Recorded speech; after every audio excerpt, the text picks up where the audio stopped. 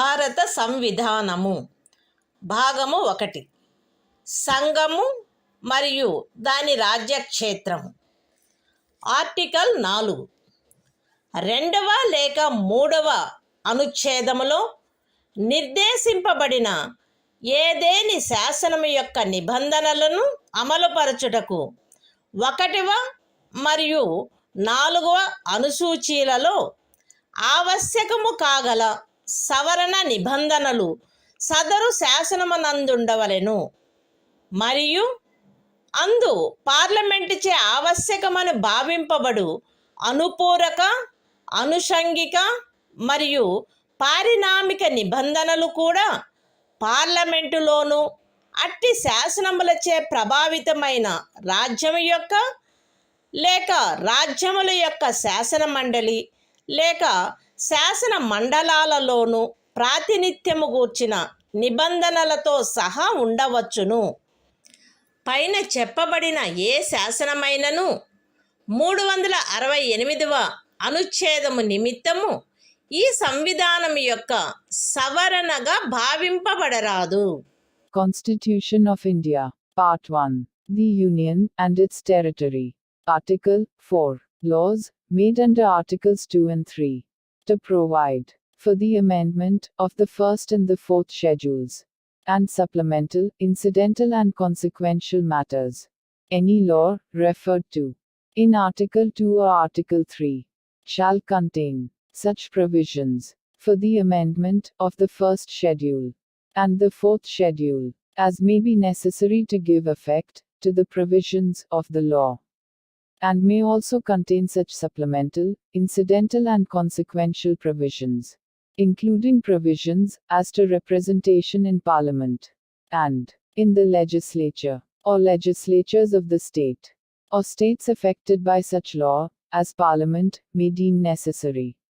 No such law, as aforesaid, shall be deemed to be an amendment of this Constitution for the purposes of Article 368.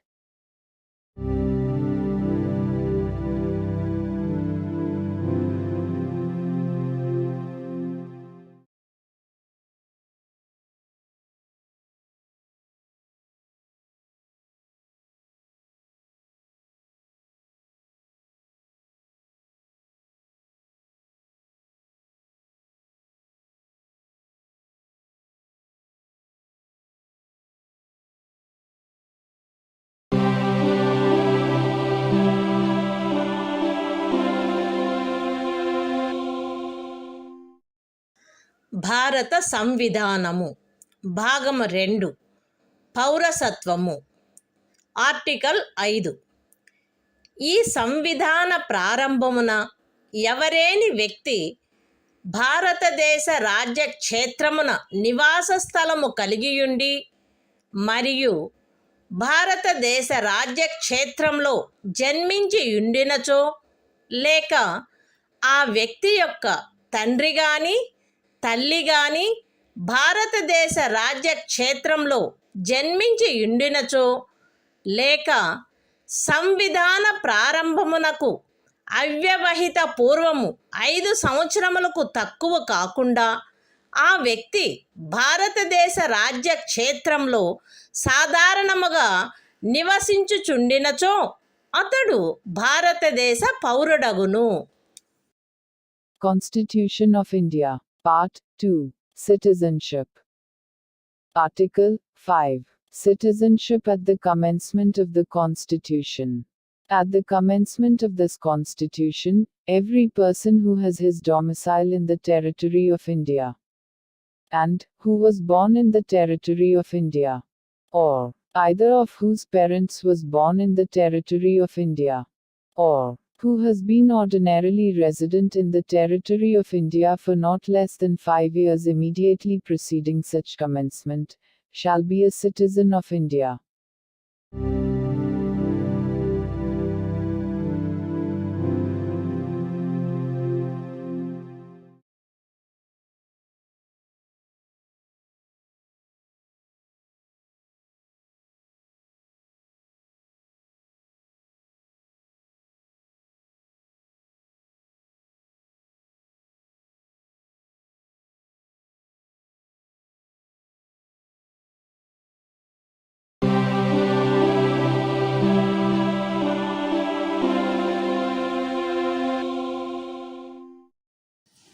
భారత సంవిధానము.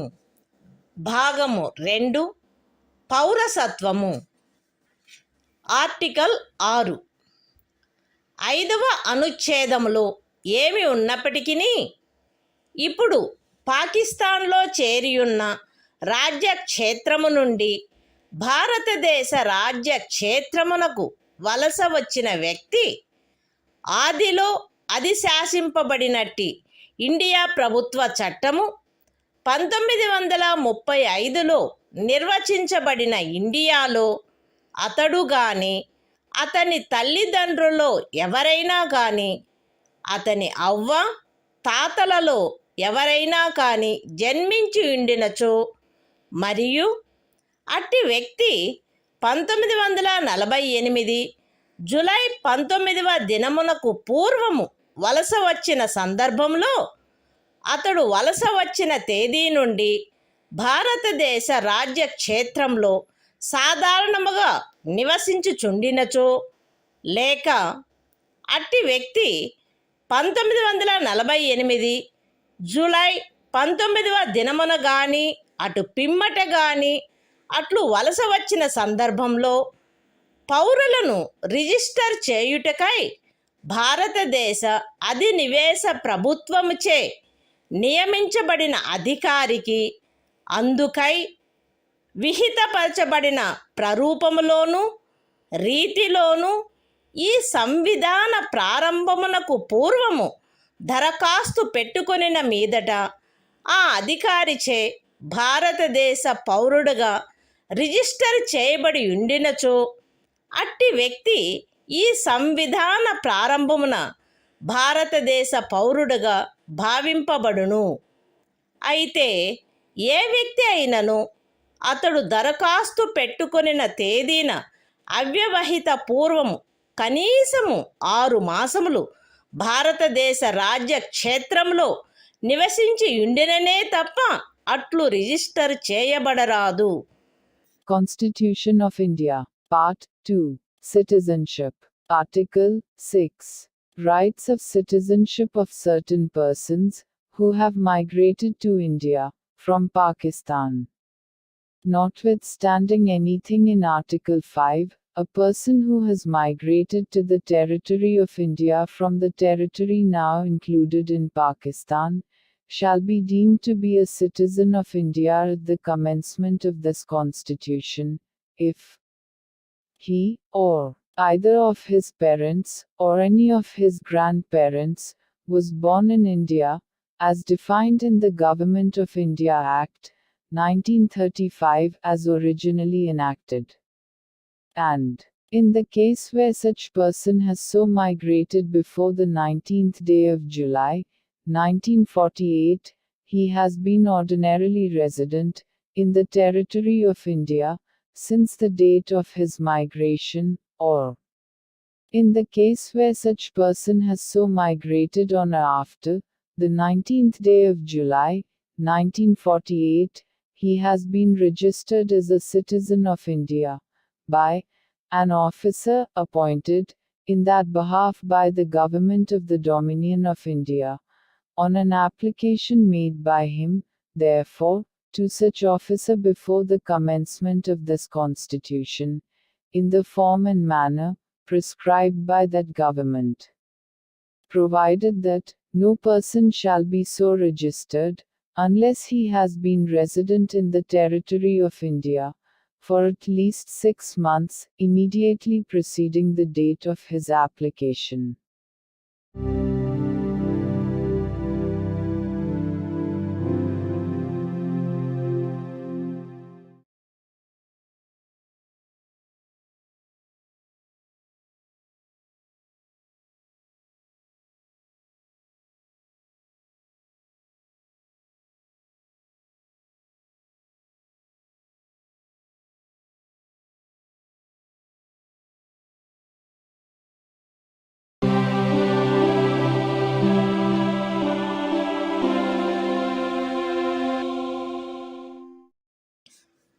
భారత సంవిధానము. భాగము 2 పౌరసత్వము. Article 7. 5వ మరియు 6వ అనుచ్ఛేదములలో ఏమి ఉన్నప్పటికీ భారతదేశ రాజ్య క్షేత్రము నుండి ఇప్పుడు పాకిస్తాన్లో చేరియున్న రాజ్య క్షేత్రమునకు 1947 మార్చి 1 దినము తరువాత వలస వెళ్ళిన వ్యక్తి భారతదేశ పౌరుడుగా భావింపబడరాదు. అయితే పాకిస్తాన్లో ఇప్పుడు చేరబడియున్న రాజ్య క్షేత్రమునకు అట్లు వలస వెళ్ళిన తరువాత భారతదేశంలో పునరావాసమునకు గాను లేక భారతదేశమునకు శాశ్వతంగా తిరిగి వచ్చుటకు గాను శాసన విహితమైన ఏదేని ప్రాధికారము చేయగాని ప్రాధికారము క్రింద గాని వసగబడిన అనుజ్ఞా పత్రము క్రింద భారతదేశ రాజ్య క్షేత్రమునకు తిరిగి వచ్చిన వ్యక్తికి ఈ అనుచ్ఛేదములోని ఏదియూ వర్తించదు. మరియు అట్టి ప్రతి వ్యక్తి 6వ అనుచ్ఛేదము యొక్క ఖండము బి నిమిత్తము 1948 జూలై 19వ దినము తరువాత భారతదేశ రాజ్య క్షేత్రమునకు వలస వచ్చినట్లు భావింపబడవలెను. Constitution of India, Part 2, Citizenship, Article 7, Rights of citizenship of certain migrants to Pakistan.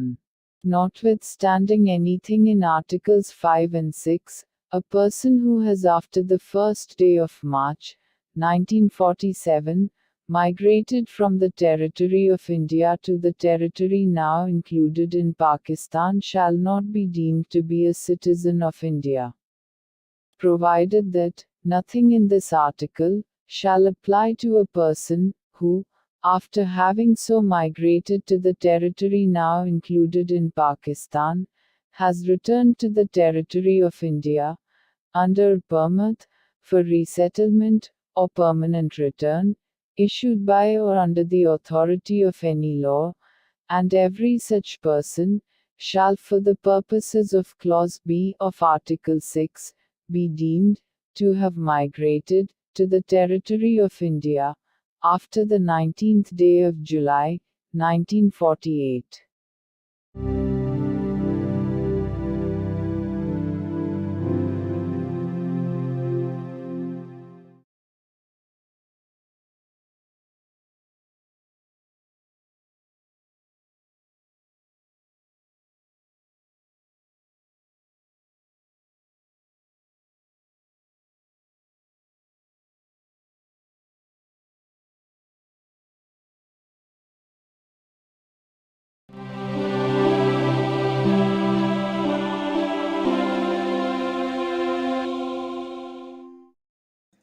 భారత సంవిధానము భాగము 2 పౌరసత్వము ఆర్టికల్ 8 5వ అనుచ్ఛేదములో ఏమి ఉన్నప్పటికీ ఒక వ్యక్తి కానీ అతని తల్లిదండ్రుల్లో ఎవరైనా కానీ అతని అవ్వ తాతలలో ఎవరైనా కానీ ఆదిలో అధిశాసించబడినట్టి ఇండియా ప్రభుత్వ చట్టము 1935లో నిర్వచింపబడిన ఇండియాలో జన్మించియుండి అట్లు నిర్వచింపబడిన ఇండియా వెలుపల ఏ దేశమందైనను సాధారణముగా నివసించుచున్నచో తనను భారతదేశ పౌరునిగా రిజిస్టర్ చేయవలసినదని భారతదేశ అధినివేశ ప్రభుత్వముచే లేక భారత ప్రభుత్వముచే విహితపరచబడిన ప్రరూపములోను రీతిలోను ఈ సంవిధాన ప్రారంభమునకు పూర్వము కానీ లేదా పిమ్మట కానీ అతడు తత్సమయమున నివసించుచున్న దేశమనందలి భారతదేశపు రాజదౌత్య లేక వాణిజ్య ప్రతినిధికి దరఖాస్తు పెట్టుకునిన మీదట అట్టి రాజ్య దౌత్య లేక వాణిజ్య ప్రతినిధిచే భారతదేశ పౌరుడుగా రిజిస్టర్ చేయబడినచో అతడు భారతదేశ పౌరుడుగా భావింపబడవలెను. Constitution of India, Part 2, Citizenship, Article 8, Rights of citizenship of certain persons of Indian origin, residing outside India. Notwithstanding anything in Article 5, any person who or either of whose parents, or any of whose grandparents, was born in India, as defined in the Government of India Act, 1935 as originally enacted, and who is ordinarily residing in any country, outside India, as so defined, shall be deemed to be a citizen of India, if he has been registered, as a citizen of India, by the diplomatic or consular representative of India, in the country, where, he is for the time being, residing. On an application, made by him therefore to such diplomatic or consular representative, whether before or after the commencement of this Constitution, in the form and manner prescribed by the Government of the Dominion of India, or the Government of India.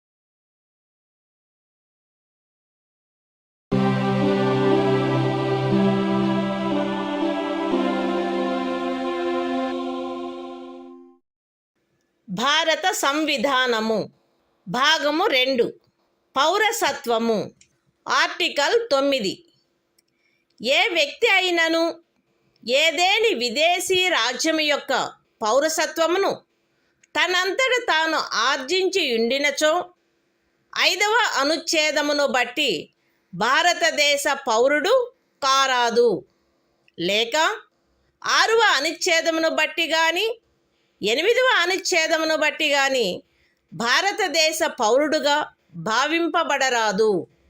Constitution of India, Part 2, Citizenship, Article 9.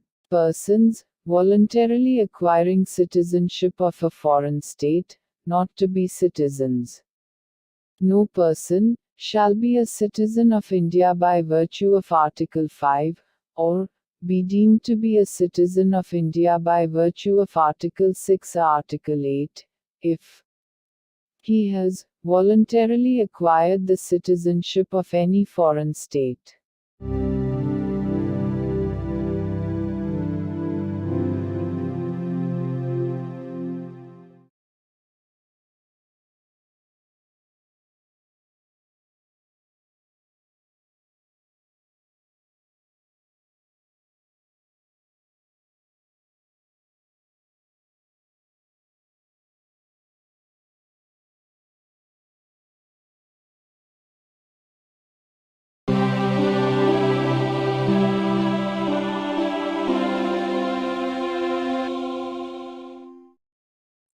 భారత సంవిధానము భాగము 2 పౌరసత్వము article 10 ఈ భాగములోని పూర్వగామి నిబంధనలలో దేని కిందైనను భారతదేశ పౌరుడగు లేక అట్టి పౌరుడుగా భావింపబడు ప్రతి వ్యక్తియు పార్లమెంటుచే చేయబడు ఏదేని శాసనము యొక్క నిబంధనలకు అత్యధీనమై అట్టి పౌరుడుగా కొనసాగవలెను.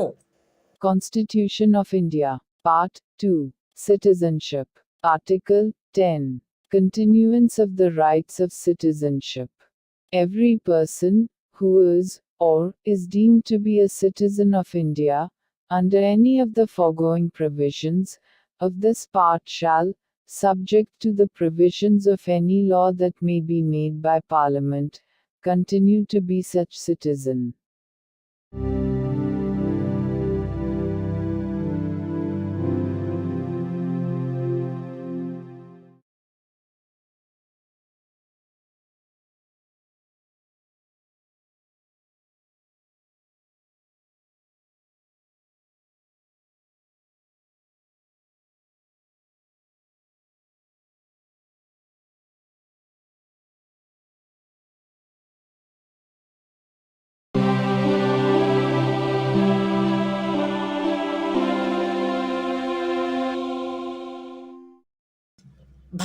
సంవిధానము భాగము 2 పౌరసత్వము.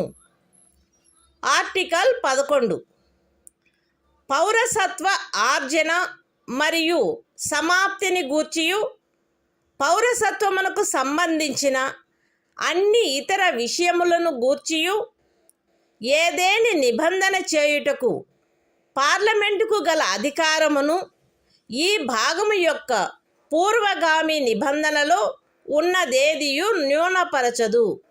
The Constitution of India, Part 2, Citizenship. Article 11. Parliament, to regulate the right of citizenship by law. Nothing in the foregoing provisions of this part shall derogate from the power of Parliament to make any provision with respect to the acquisition and termination of citizenship and all other matters relating to citizenship.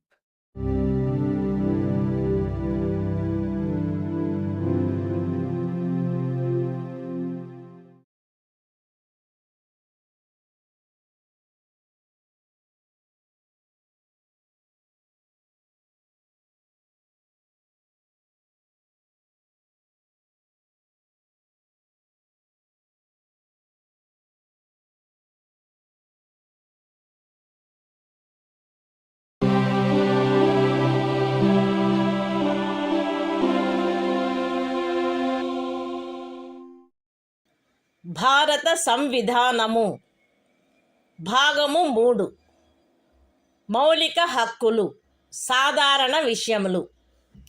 Article 12 ఈ భాగంలో సందర్భము అన్యదా అపేక్షించిననే తప్ప రాజ్యము అను పదములో భారతదేశం యొక్క ప్రభుత్వము మరియు parliament, ప్రతి రాజ్యం యొక్క ప్రభుత్వము మరియు శాసనమండలి మరియు భారతదేశ రాజ్య క్షేత్రంలోనున్న లేక భారత ప్రభుత్వం యొక్క నియంత్రణలో ఉన్న సమస్త స్థానిక లేక ఇతర ప్రాధికారులు చేరియుండును.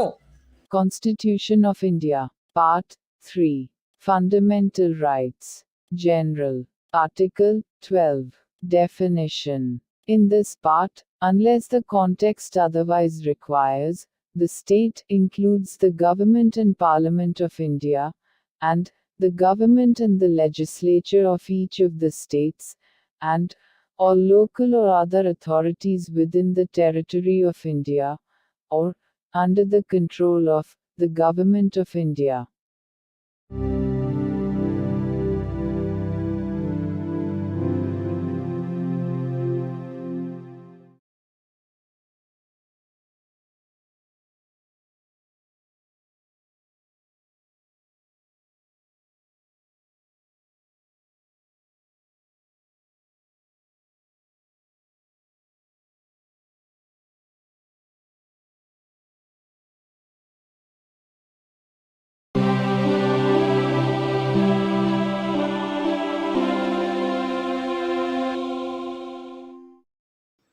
భారత సంవిధానము భాగము 3 మౌలిక హక్కులు సాధారణ విషయములు. ఆర్టికల్ 13 ఈ సంవిధాన ప్రారంభమునకు అవ్యవహిత పూర్వము భారతదేశ రాజ్య క్షేత్రంలో అమలులోనున్న శాసనములన్నీయు ఈ భాగములోని నిబంధనలకు ఎంతవరకు అసంగతముగా నుండునో అంతవరకు ప్రభావశూన్యమగును. రాజ్యము ఏ శాసనమునైనను ఈ భాగముచే ప్రదత్తమైన హక్కులను తీసివేయునట్లుగా లేక కుంచునట్లుగా చేయరాదు, మరియు ఈ ఖండము ఉల్లంఘన మేరకు ప్రభావశూన్యమగును. ఈ అనుచ్ఛేదములో సందర్భము అన్యదా అపేక్షించననే తప్ప ఏ శాసనము అను పదమునందు ఏదైనా అధ్యదేశము, ఉత్తర్వు, ఉపవిధి, నియమము, వినిమయము, అధిసూచన మరియు భారతదేశ రాజ్య క్షేత్రంలో శాసనము వలె అమలు కలిగియున్న ఆచారము లేక వాడుక చేరియుండును. బి. అమలులోనున్న శాసనములు అను పదబంధంలో ఈ సంవిధాన ప్రారంభమునకు పూర్వము భారతదేశ రాజ్య క్షేత్రమునందలి ఏదేని శాసన మండలిచే లేక ఇతర సమర్థ ప్రాధికారిచే పాస్ చేయబడి లేక కావింపబడి అంతకు ముందు రద్దు కాని శాసనములు అట్టి ఏ శాసనమైనను అందలి ఏ భాగమైనను అప్పుడు పూర్తిగా గాని కొన్ని ప్రత్యేక ప్రాంతాలలో గాని అమలులో లేనప్పటికీ చేరియుండును. ఈ అనుచ్ఛేదంలోనున్నదేదియు 368వ అనుచ్ఛేదము క్రింద ఈ సంవిధానమునకు చేయబడిన ఏదేని సవరణకు వర్తించదు. Constitution of India, Part 3, Fundamental Rights, General, Article 13, Laws inconsistent with or in derogation of the fundamental rights. All laws in force in the territory of India, immediately before the commencement of this Constitution, in so far as they are inconsistent with the provisions of this part, shall, to the extent of such inconsistency, be void.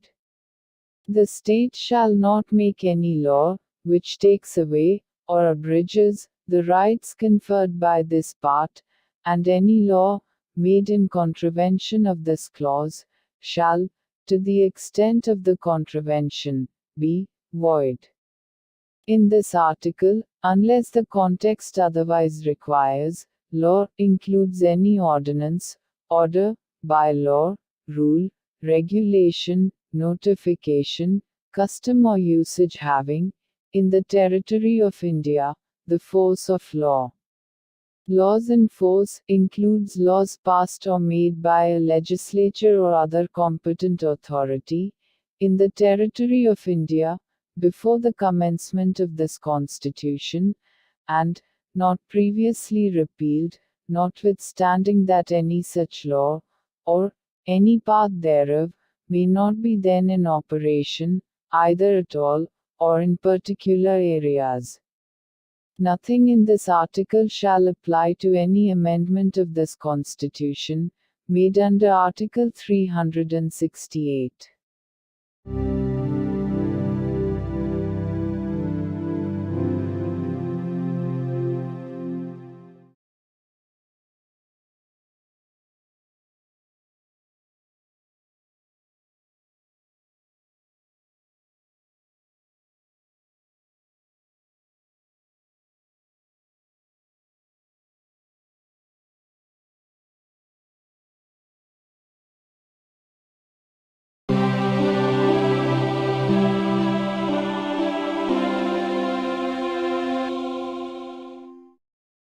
భారత సంవిధానము భాగము 3 మౌలిక హక్కులు సమానత్వమునకు హక్కు. Article 14 రాజ్యము భారతదేశ రాజ్య క్షేత్రమునందు శాసన దృష్టిలో సమానత్వమును లేక శాసనముల వలన సమాన రక్షణను ఏ వ్యక్తికిని నిరాకరించరాదు. Constitution of India, Part 3, Fundamental Rights, Right to Equality, Article 14, Equality before law. The state shall not deny to any person equality before the law, or the equal protection of the laws within the territory of India.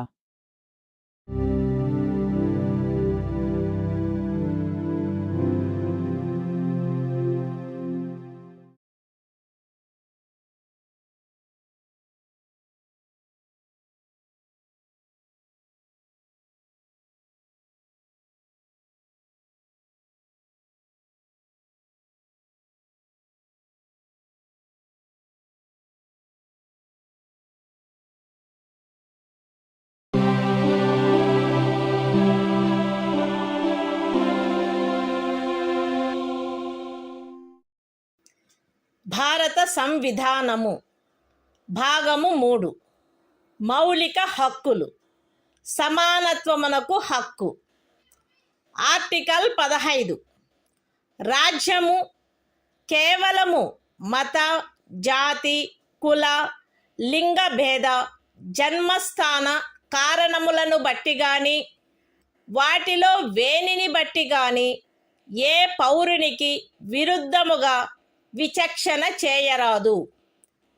ఏ పౌరుడును కేవలము మత, జాతి, కుల, లింగ భేద, జన్మస్థాన కారణములను బట్టి లేక వాటిలో వేనిని బట్టి దుకాణములలో, సార్వజనిక ఉపాహారశాలలలో, హోటళ్లలో, సార్వజనిక వినోద స్థలములలో ప్రవేశించు విషయమున లేక పూర్తిగానైనను కొంతవరకైనను రాజ్య నిధులతో నిర్వహించబడుచున్న లేక సార్వజనిక ఉపయోగార్థము అంకితము చేయబడిన బావులను, చెరువులను, స్నాన ఘట్టములను, రోడ్లను, విహార స్థలములను ఉపయోగించుకొను విషయమున ఎట్టి అసక్తతకు, బాధ్యతకు, నిర్బంధమునకు లేక షరతుకు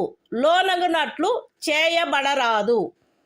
ఈ అనుచ్ఛేదములో ఉన్నదేదియు స్త్రీలకు మరియు బిడ్డలకు ఏదేని విశేష నిబంధనను చేయుట నుండి రాజ్యమును నివారించదు.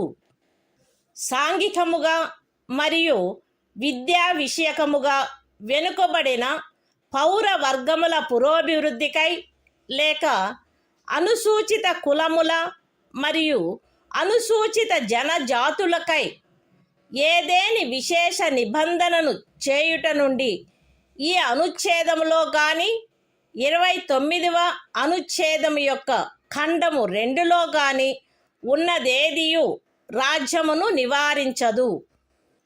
సాంఘికముగా మరియు విద్యా విషయకముగా వెనుకబడిన ఏవేని పౌర వర్గముల పురోభివృద్ధికై లేక అనుసూచిత కులముల లేక అనుసూచిత జనజాతులకై 30వ పరిచ్ఛేదపు ఖండము 1లో నిర్దేశింపబడిన అల్పసంఖ్యాకుల విద్యా సంస్థేతరములైన రాజ్యము ద్వారా సహాయము పొందినవైనను లేక సహాయము పొందని ప్రైవేటు విద్యా సంస్థలతో సహా విద్యా సంస్థలలో వారి ప్రవేశమునకు సంబంధించినంత వరకు శాసనము ద్వారా ఏదేని విశేష నిబంధన చేయుట నుండి ఈ అనుచ్ఛేదములో గాని 19వ అనుచ్ఛేదము యొక్క ఖండము 1లోని ఉపఖండము Gలో గాని ఉన్నదేదియు రాజ్యమును నివారించదు.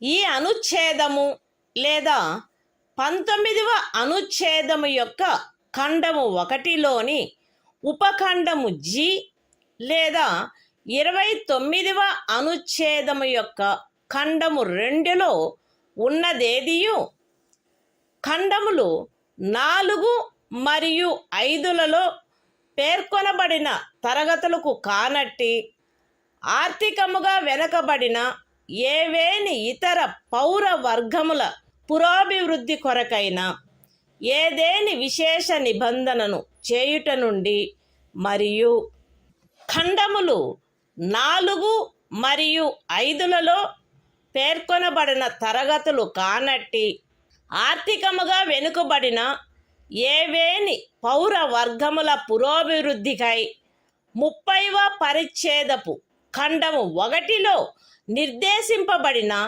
అల్పసంఖ్యాకుల విద్యా సంస్థేతరములైన రాజ్యము ద్వారా సహాయము పొందినను లేక సహాయము పొందని ప్రైవేటు విద్యా సంస్థలతో సహా విద్యా సంస్థలలో వారి ప్రవేశమునకు సంబంధించినంత వరకు ప్రస్తుతమున్న ప్రత్యేకింపులకు అదనంగా ఉండు ప్రత్యేకింపు విషయంలో ప్రతి శ్రేణిలోని మొత్తము సీట్లలో గరిష్టముగా 10% అధ్యధీనమై శాసనము ద్వారా ఏదేని నిబంధన చేయుట నుండి నిరోధించదు. ఎక్స్ప్లనేషన్. ఈ అనుచ్ఛేదము మరియు 16వ అనుచ్ఛేదము ప్రయోజనము నిమిత్తము ఆర్థికముగా వెనుకబడిన తరగతుల కుటుంబ ఆదాయము మరియు ఇతర ఆర్థికపరమైన అననుకూలతల యొక్క ఆధారంగా ఆయా సమయమునందు రాజ్యముచే అధిసూచించబడినట్లుండును. Constitution of India, Part 3. Fundamental Rights. Right to Equality. Article 15. Prohibition of discrimination on grounds of religion, race, caste, sex, or place of birth.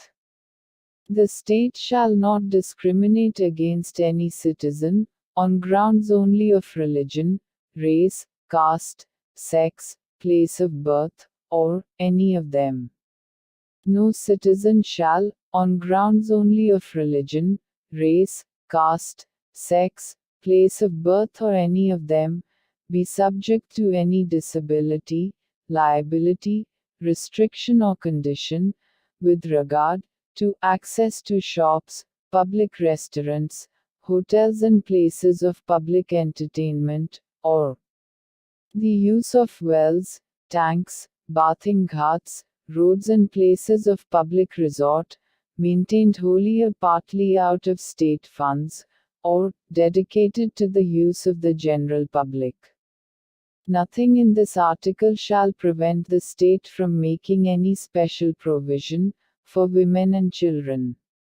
Nothing in this article, or in Clause 2 of Article 29, shall prevent the state from making any special provision for the advancement of any socially and educationally backward classes of citizens, or for the scheduled castes and the scheduled tribes.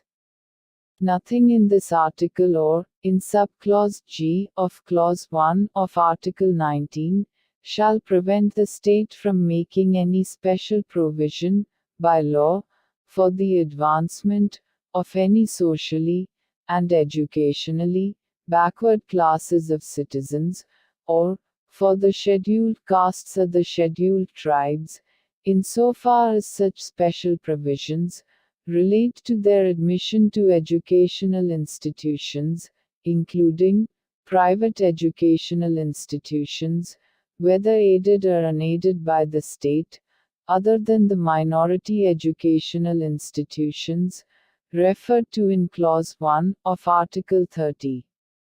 Nothing in this article or subclause G of Clause 1 of Article 19 or Clause 2 of Article 29 shall prevent the state from making any special provision for the advancement of any economically weaker sections of citizens, other than the classes mentioned in clauses 4 and 5. And any special provision for the advancement of any economically weaker sections of citizens other than the classes mentioned in clauses 4 and 5, insofar as such special provisions relate to their admission to educational institutions, including private educational institutions, whether aided or unaided by the state, other than the minority educational institutions referred to in Clause 1 of Article 30. Which in the case of reservation would be in addition to the existing reservations, and subject to a maximum of 10% of the total seats in each category. Explanation. For the purposes of this article, and Article 16, economically weaker sections shall be, such as may be notified by the state, from time to time on the basis of family income, and other indicators of economic disadvantage.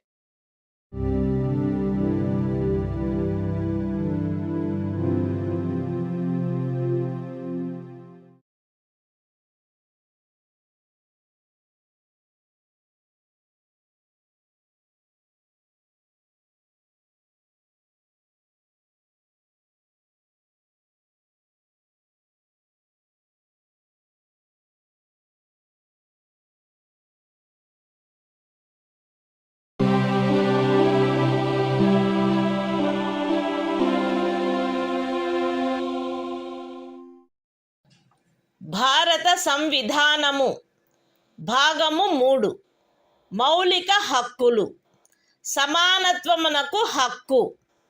Article 16 రాజ్యమునకు అధీనమైన ఏదేని పదవిలో ఉద్యోగమునకు లేక నియామకమునకు సంబంధించిన విషయములలో పౌరులందరకు సమాన అవకాశము ఉండవలెను.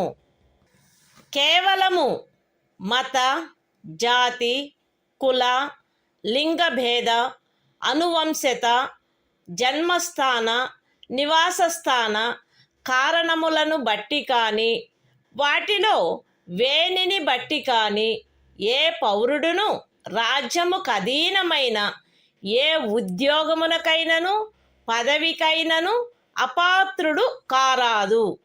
లేక ఆ ఉద్యోగ విషయమునను పదవి విషయమునను ఏ పౌరుడికైనను విరుద్ధముగా విచక్షణ చేయబడరాదు.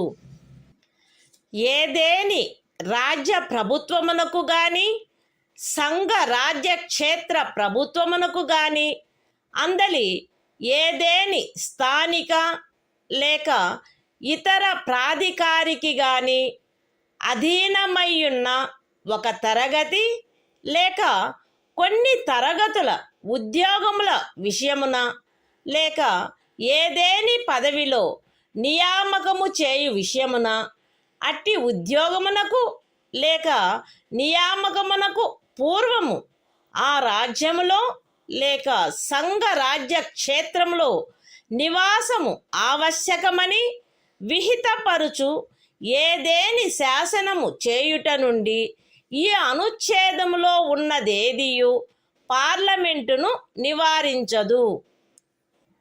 పౌరులలో వెనుకబడిన వర్గము వారికెవరికైనను రాజ్యమునకు అధీనమైన సేవా వర్గములలో తగినంత ప్రాతినిధ్యము లేదని రాజ్యము అభిప్రాయపడిన ఎడల అట్టి వారి కొరకు నియామకములను లేక పదస్థానములను ప్రత్యేకించుటకై ఏదేని నిబంధన చేయుట నుండి ఈ అనుచ్ఛేదములో ఉన్నదేదియు రాజ్యమును నివారించదు.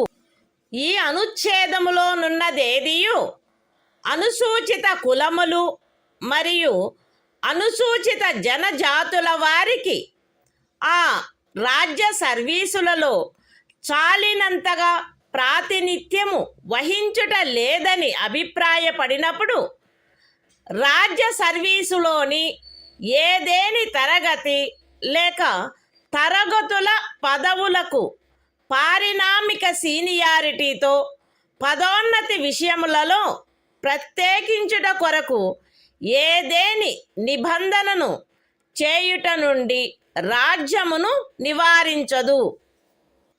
ఒక ఏడాదిలో రిజర్వేషన్ యొక్క ఏదేని నిబంధనను అనుసరించి ఖండము 4 లేక ఖండము 4A క్రింద ప్రత్యేక తరగతి ఖాళీలుగా చేయబడిన ఖాళీలలో భర్తీ చేయబడని వాటిని తదుపరి సంవత్సరము లేక సంవత్సరములలో భర్తీ చేయుటకై పర్యాలోచన చేయుట నుండి ఈ అనుచ్ఛేదములో ఉన్నదేదియు రాజ్యమును నివారించదు.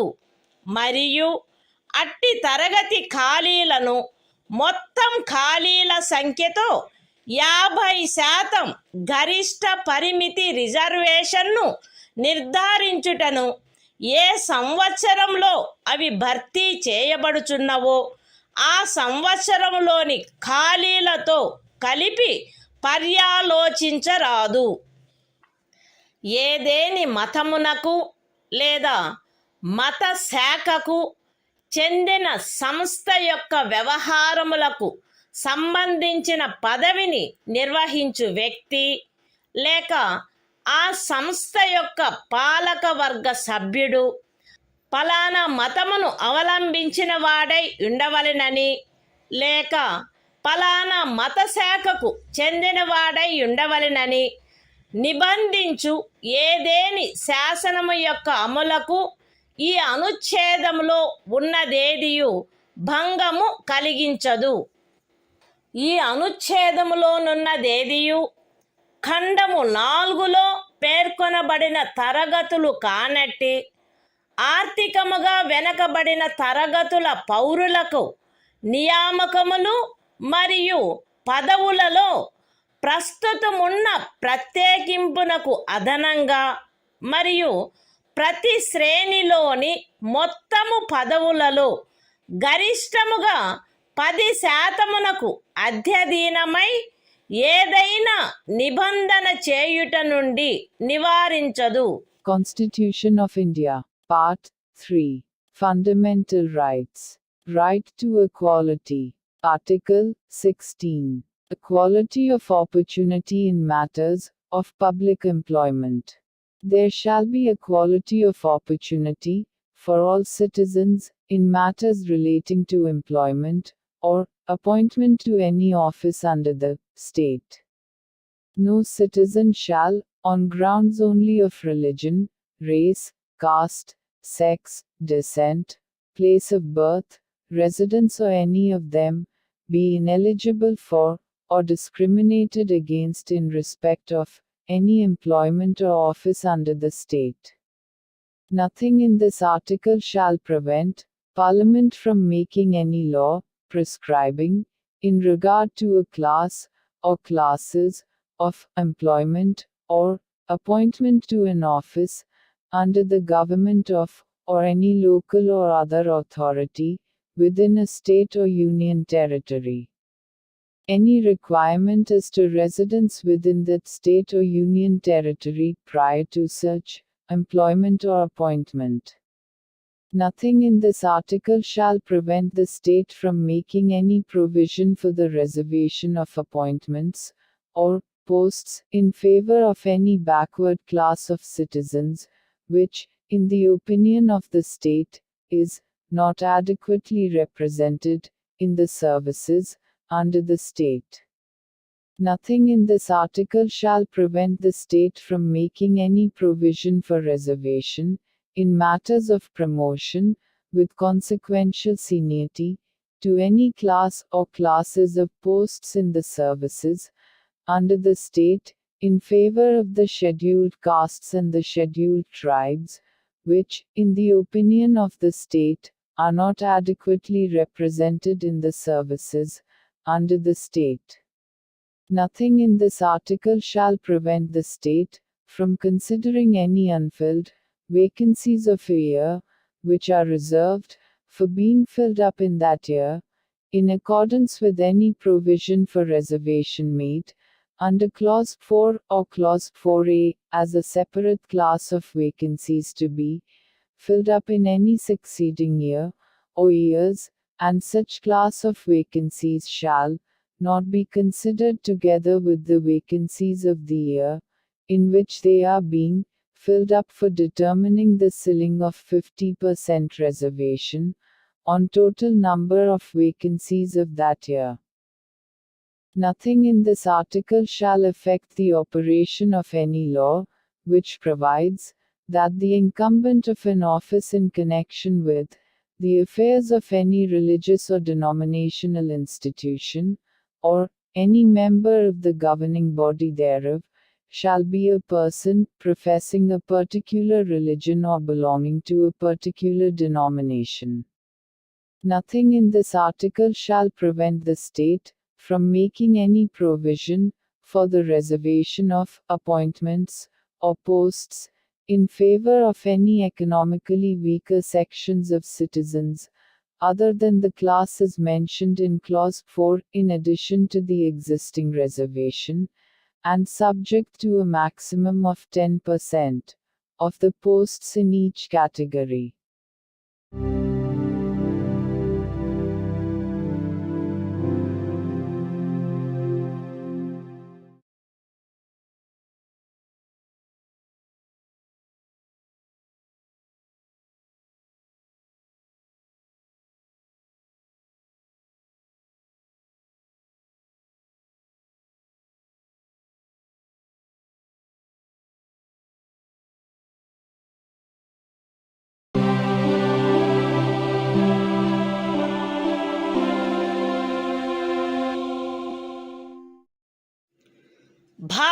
సంవిధానము భాగము 3 మౌలిక హక్కులు సమానత్వమునకు హక్కు ఆర్టికల్ 17 అస్పృశ్యత నిర్మూలన అస్పృశ్యత నిర్మూలించబడినది మరియు ఏ రూపమునైనను దాని ఆచరణ నిషేధింపబడినది.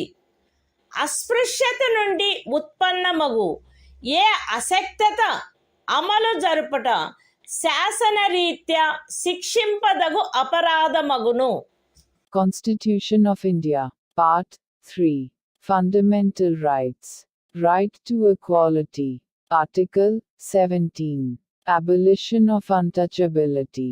Untouchability is abolished and its practice in any form is forbidden. The enforcement of any disability arising out of untouchability shall be an offence punishable in accordance with law.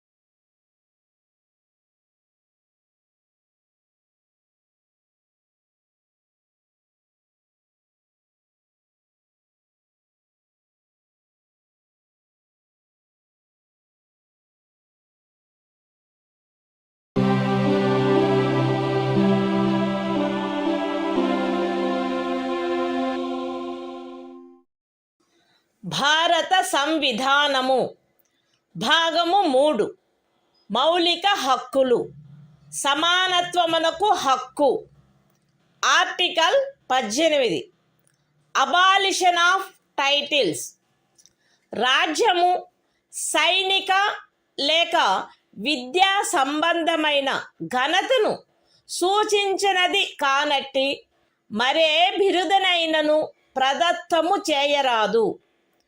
భారతదేశ పౌరుడెవరును ఏ విదేశీ రాజ్యము నుండి ఎట్టి బిరుదును స్వీకరించరాదు. భారతదేశ పౌరుడు కాని ఏ వ్యక్తియు తాను రాజ్యము ఖదీనమైన ఏదేని లాభాయుత లేక విశ్వాసయుత పదవిలో ఉన్నంత కాలము రాష్ట్రపతి సమ్మతి లేకుండా ఏ విదేశీ రాజ్యము నుండి ఎట్టి బిరుదును స్వీకరించరాదు. రాజ్యముకు అధీనమైన ఏదేని లాభాయుత లేక విశ్వాసయుత పదవిలోనున్న వ్యక్తి రాష్ట్రపతి సమ్మతి లేకుండా ఏ విదేశీ రాజ్యము నుండి కానీ ఏ విదేశీ రాజ్యము క్రింద కానీ ఎట్టి బహుమతిని లేక ఉపలబ్ధిని లేక ఏ విధమగు పదవిని స్వీకరించరాదు. Constitution of India, Part 3. Fundamental Rights. Right to Equality. Article 18. Abolition of Titles. 1. No title, not being a military or academic distinction, shall be conferred by the state. 2. No citizen of India shall accept any title from any foreign state. 3. No person who is not a citizen of India shall, while he holds any office of profit or trust under the state, accept without the consent of the President, any title from any foreign state. 4. No person holding any office of profit or trust under the state shall, without the consent of the President, accept any present, emolument, or office of any kind from or under any foreign state.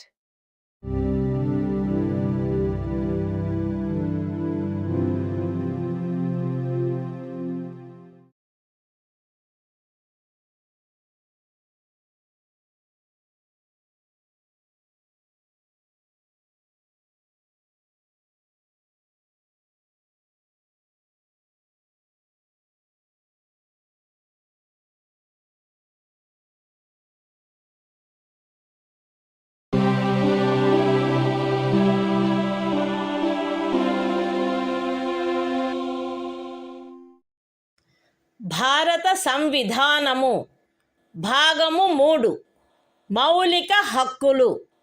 స్వాతంత్ర్యమునకు హక్కు. Article 19 walk స్వాతంత్ర్యము మొదలైన వాటి విషయమున రక్షణ. పౌరులందరూ ఈ క్రింది హక్కులు కలిగియుందురు.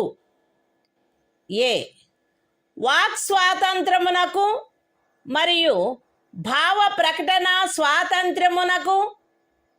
B శాంతియుతముగాను మరియు ఆయుధములు లేకుండాను సమావేశమగుటకు. C అసోసియేషనులు లేక సంఘములు లేక సహకార సంఘములు ఏర్పాటు చేయుటకు. డి భారతదేశ రాజ్య క్షేత్రము అంతటను స్వేచ్ఛగా సంచరించుటకు. ఈ భారతదేశ రాజ్య క్షేత్రమునందు ఏ భాగములోనైనను నివసించుటకు మరియు స్థిర నివాసము ఏర్పరచుకొనుటకు. మరియు జి ఏదేని వృత్తిని అవలంబించుటకు లేక ఏదేని ఉపజీవికను వ్యాపారమును లేక వర్తకమును సాగించుటకు. అస్తిత్వములో ఉన్నదైనను చేయబడునదైనను ఏదేని శాసనము ఖండము 1 ఉపఖండము ఏ ద్వారా ప్రదత్తమైన హక్కును వినియోగించుటపై యుక్తమైన నిర్బంధనలను విధించునదైన ఎడల అట్టి నిర్బంధనలు భారతదేశము యొక్క సార్వభౌమత మరియు అఖండత, రాజ్య భద్రత, విదేశీ రాజ్యములతో స్నేహ సంబంధములు, ప్రజాశాంతి, సభ్యత లేక నైతికత వీటికి సంబంధించిన హితముల దృష్ట్యా గాని న్యాయస్థాన ధిక్కారము, పరువు నష్టము లేక ఏదేని అపరాధ ప్రేరణ వీటి సంబంధమున విధించబడినచో అంత మేరకు ఆ శాసనము యొక్క అమలుకు సదరు ఉపఖండములో ఉన్నదేదియు భంగము కలిగించదు. లేక ఆ శాసనము చేయుట నుండి ఈ ఉపఖండంలో ఉన్నదేదియు రాజ్యమును నివారించదు. అస్తిత్వములో ఉన్నదైనను చేయబడునదైనను ఏదేని శాసనము సదరు ఖండము యొక్క ఉపఖండము బి ద్వారా ప్రదత్తమైన హక్కును వినియోగించుటపై యుక్తమైన నిర్బంధనలను విధించునదైన ఎడల అట్టి నిర్బంధనలు భారతదేశము యొక్క సార్వభౌమత మరియు అఖండత లేక ప్రజాశాంతి వీటికి సంబంధించిన హితముల దృష్ట్యా విధించబడినచో అంత మేరకు ఆ శాసనము యొక్క అమలుకు సదరు ఉపఖండంలో ఉన్నదేదియు భంగము కలిగించదు. లేక ఆ శాసనమును చేయుట నుండి ఆ ఉపఖండములో ఉన్నదేదియు రాజ్యమును నివారించదు. అస్తిత్వములో ఉన్నదైనను చేయబడినదైనను ఏదేని శాసనము సదరు ఖండము యొక్క ఉపఖండము సి ద్వారా ప్రదత్తమైన హక్కును వినియోగించుటపై యుక్తమైన నిర్బంధనలను విధించునదైన ఎడల అట్టి నిర్బంధనలు భారతదేశము యొక్క సార్వభౌమత మరియు అఖండత లేక ప్రజాశాంతి లేక నైతికత వీటికి సంబంధించిన హితముల దృష్ట్యా విధించబడినచో అంత మేరకు ఆ శాసనము యొక్క అమలుకు సదరు ఉపఖండములో ఉన్నదేదియు భంగము కలిగించదు, లేక ఆ శాసనము చేయుట నుండి ఆ ఉపఖండములోనున్నదేదియు రాజ్యమును నివారించదు.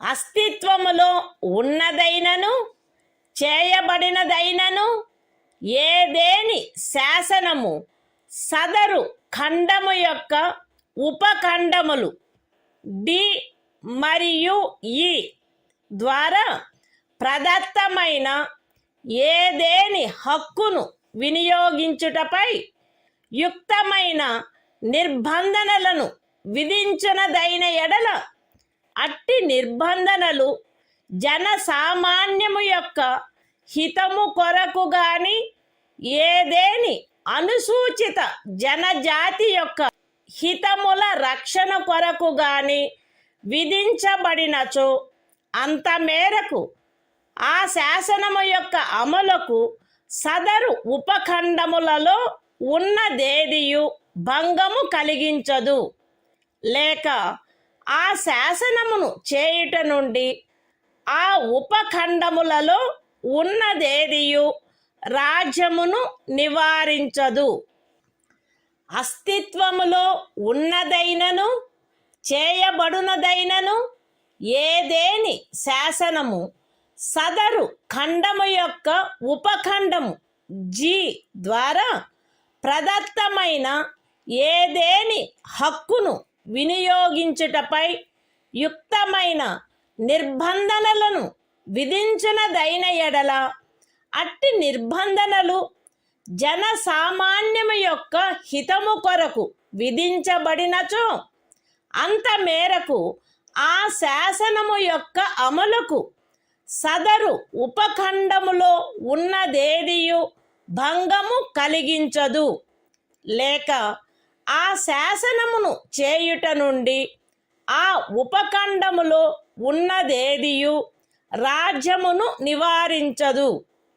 మరియు ప్రత్యేకించి అస్తిత్వములో ఉన్నదైనను చేయబడునదైనను ఏదేని శాసనము ఈ క్రింద తెలిపిన వాటికి సంబంధించినదైన ఎడల అంత మేరకు ఆ శాసనము యొక్క అమలుకు సదరు ఉపఖండములో ఉన్నదేదియు భంగము కలిగించదు, లేక ఆ శాసనమును చేయుట నుండి ఆ ఉపఖండములో ఉన్నదేదియు రాజ్యమును నివారించదు. అవేవనగా ఏదేని వృత్తిని అవలంబించుటకు లేక ఏదేని ఉపజీవికను వ్యాపారమును లేక వర్తకమును సాగించుటకు ఆవశ్యకమగు వృత్తి సంబంధమైన లేక సాంకేతిక అర్హతలు లేక పూర్ణత లేక భాగత పౌరులను అపవర్జించైనను అన్యథా అయినను రాజ్యముచే లేక రాజ్యమునకు చెందిన లేక రాజ్యము యొక్క నియంత్రణలోనున్న ఏదేని కార్పొరేషన్చే ఏదేని వ్యాపారము వర్తకము పరిశ్రమ లేక సేవ సాగించబడుట. Constitution of India, Part 3. Fundamental Rights. Right to Freedom.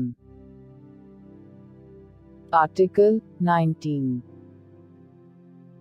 Protection of certain rights regarding freedom of speech, etc.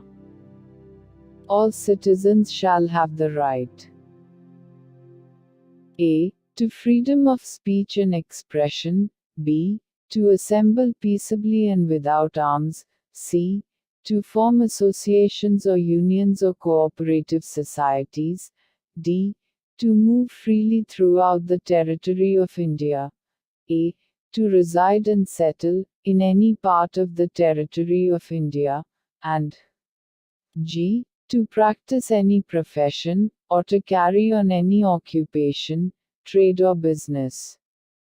Nothing in subclause A of clause 1 shall affect the operation of any existing law, or prevent the state from making any law, insofar as such law imposes reasonable restrictions on the exercise of the right conferred by the said subclause, in the interests of the sovereignty and integrity of India, the security of the state, friendly relations with foreign states, public order, decency or morality, or in relation to contempt of court, defamation, or incitement to an offense. Nothing in subclause B of the said clause shall affect the operation of any existing law insofar as it imposes, or prevent the state from making any law imposing, in the interests of the sovereignty and integrity of India or public order, reasonable restrictions on the exercise of the right conferred by the said subclause. Nothing in subclause C of the said clause shall affect the operation of any existing law insofar as it imposes, or prevent the state from making any law imposing, in the interests of the sovereignty and integrity of India or public order or morality, reasonable restrictions on the exercise of the right conferred by the said subclause. Nothing in subclauses D and A of the said clause shall affect the operation of any existing law insofar as it imposes, or prevent the state from making any law imposing, reasonable restrictions on the exercise of any of the rights conferred by the said subclauses, either in the interests of the general public, or for the protection of the interests of any scheduled tribe. Nothing in subclause G of the said clause shall affect the operation of any existing law, insofar as it imposes, or prevent the state from making any law imposing, in the interests of the general public, reasonable restrictions on the exercise of the right conferred by the said subclause, and, in particular, nothing in the said subclause shall affect the operation of any existing law, insofar as it relates to, or prevent the state from making any law relating to 1. The professional or technical qualifications necessary for practicing any profession, or carrying on any occupation, trade or business, or 2. The carrying on, by the state, or by a corporation, owned, or controlled by the state, of any trade, business, industry or service, whether to the exclusion, complete, or partial, of citizens, or otherwise.